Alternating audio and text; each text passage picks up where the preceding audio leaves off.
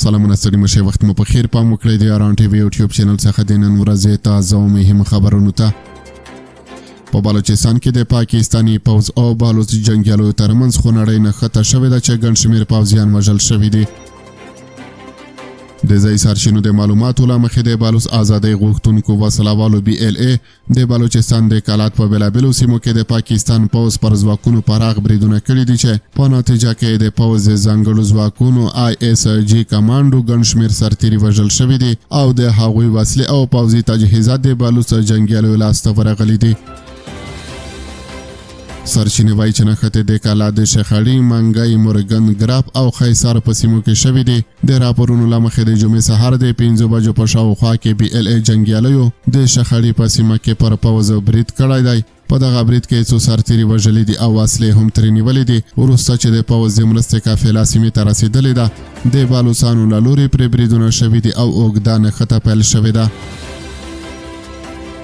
د پاکستان پوځ د کلات خیسار په سیمه کې د خپلو شپږو سرتیرو د وژل کېدو پخلی کړی دی. د وژل شویو پوځیانو نومونه هم ذکر کړي دي خو ځایي سرچینې وایي چې د وژل شویو شمېر تر رسمي اعلان ډېر زیات دی.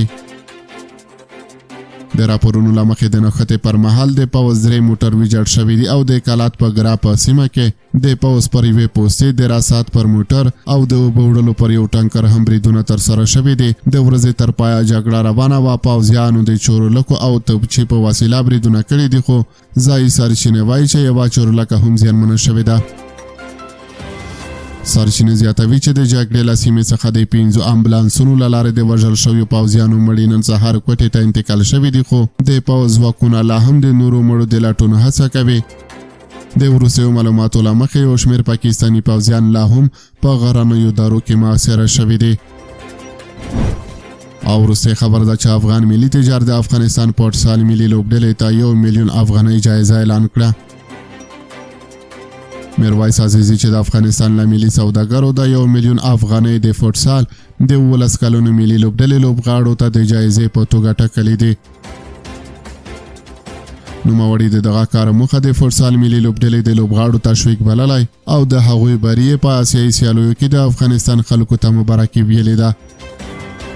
دا په داسې حال کې ده چې د افغانستان د فوټسال 12 کلنې ملي لوبډلې د ایران له ماتولو وروسته د آسیایي ځوانانو د لوبه اتلولي وګټله.